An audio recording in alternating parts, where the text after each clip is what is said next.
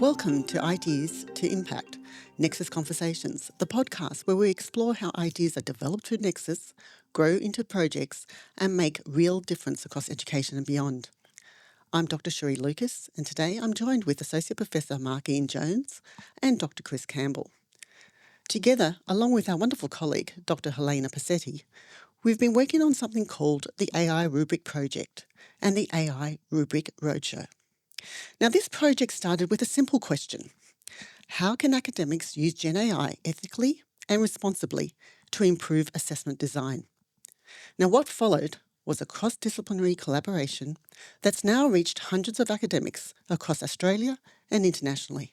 Today, we'll share how the project began, what we learnt along the way, and why we think AI can help educators design better rubrics without replacing academic expertise.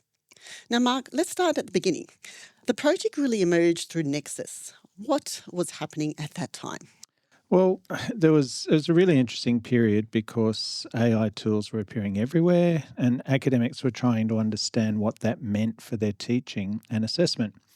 Most conversations were focused on students using AI, but we became interested in another angle, and that was how educators themselves could use AI to improve their practice. Now, we were all experimenting independently. I was exploring different tools. Chris was looking at AI through an academic development lens. Helena was thinking about applications within psychology and in science education. So through Nexus, we realised we were all grappling with very similar questions. Yes, and that was really the catalyst. I remember thinking there was an opportunity to bring together people from different disciplines who all cared about good assessment design. Exactly. One of the strengths was that none of us came from the same faculty or discipline. Between us, we had medicine and health, arts and design, psychology, academic development, and broader educational practice represented. Helena was absolutely integral to that. She brought a strong perspective on assessment, psychology, and evidence-based educational approaches that shaped many of our discussions. Yeah, of all things, AI could help with why focus on rubrics, Chris? Because rubrics matter. They're central to transparent, equitable assessment, and they're also one of the most time-consuming things academics create. A well-designed rubric has to align with learning outcomes, assessment tasks, standards, feedback expectations, and cognitive levels. That's a lot to juggle. We saw AI as a way to help academics create a strong first draft rather than starting from a blank page. And the important distinction was that AI wasn't replacing the academic. We weren't interested in automation for automation's sake. We saw AI as helping academics think, refine, and improve while still relying on professional judgment. Yeah, I agree with that. That's a theme that stayed throughout the whole project. AI generates, academics evaluate, but humans always remain in the loop. So once we started experimenting, and how did that turn into the AI Rubric Roadshow?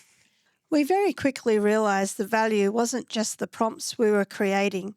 The value was helping academics think about the entire rubric design process. So we developed workshops where participants could bring their own assessment, experiment with AI, generate draft rubrics, and then critically evaluate what AI produced. It became a very hands-on professional development experience for everyone. We also grounded the process in established educational frameworks. So we connected the rubric language to learning outcomes and drew on frameworks like Bloom's revised taxonomy, there was Fink's taxonomy, to ensure that educational rigour remained central to the process. And we also modelled some of the best practice. So one of the best practice things for rubrics is to have the highest standard first or the highest standard first rather than last, because that's the way we read. And research has shown that that's really helpful for our students because they're able to attempt and know what a good that high standard is. So I guess the bottom line is AI does this really well because it's based on large language models. So when you're asking for distinguishing words or statements around the different standards from high down to low, AI is able to give some really nice suggestions for words on that. I think one of the strengths of the workshops was that we really did encourage the academics to bring their course outline with them so that they could work in live, real time in the workshop on their actual rubric. And what that meant was we could afterwards, or towards the end of the workshop, we could sit down with academics individually and really talk about what they were trying to do and help them with the prompting and the how. And that hands-on nature was why we always got great feedback. But it also allowed the academics to have a really nice, good draft of a first draft, I guess, of their rubric. And they're then able to go and easily modify it to make it fit for purpose for their cohort and students that they were teaching. And one of the most exciting things I took from those workshops was seeing how amazed people were at how it could streamline their workflow as well. So they weren't offloading the work to AI, they were actually partnering with AI and reducing their workload. And so what that meant is that, I saw it in my own school where staff would, share the knowledge, and then suddenly everyone's using AI for best practice rubrics. And that was pretty exciting. One thing I loved was watching academics move from skepticism to curiosity. They would arrive at the roadshows thinking, is AI going to be actually useful, but leaving with the fact that it could support their own assessment design process. Now, another important aspect was the ethics and the responsible use of AI. We didn't just show people how to generate rubrics. No, we wanted to model responsible practice.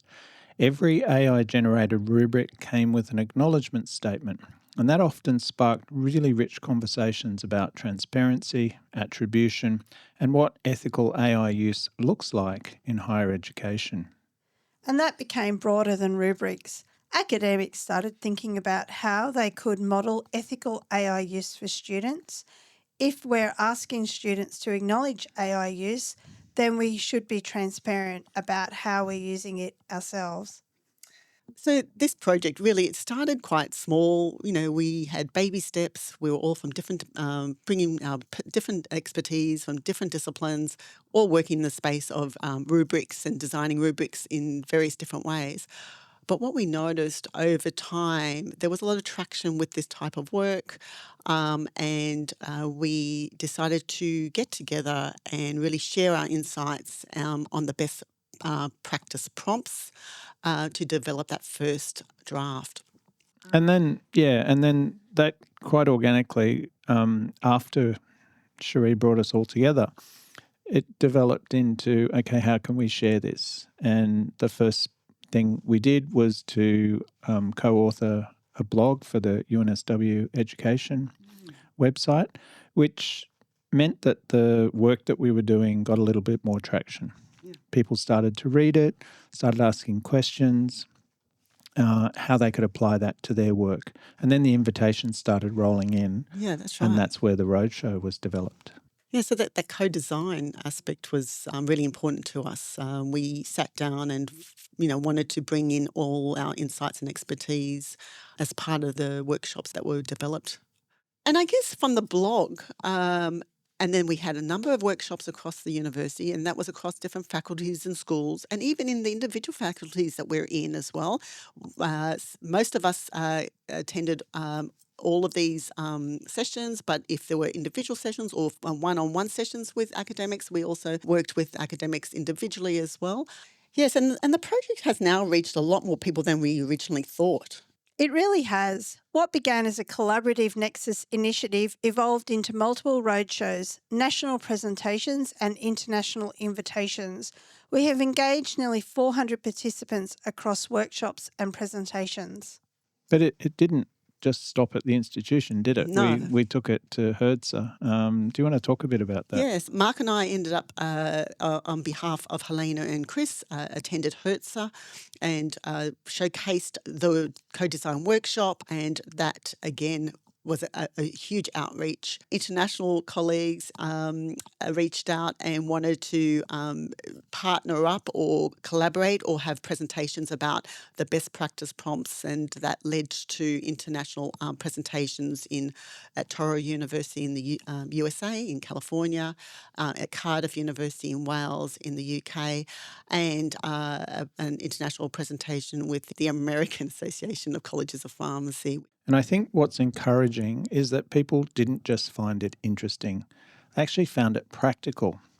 The feedback consistently highlighted the value of seeing concrete examples, gaining prompts they could adapt, and understanding how AI could reduce the workload involved in creating high-quality rubrics. Yeah, for me, the real success is what we've done in terms of helping academics develop two capabilities at once: better assessment literacy and enhanced AI literacy. I agree. The workshops weren't really about technology. They were about improving educational practice. AI just happened to be the tool that helped us to have those conversations. So where do we go from here? I think we're still at the beginning. The conversations around AI in education are evolving rapidly, but the principles remain pretty much the same. We need assessment that is aligned, that's transparent, and is educationally meaningful. And we need academics to feel confident when experimenting with AI while remaining critical and thoughtful.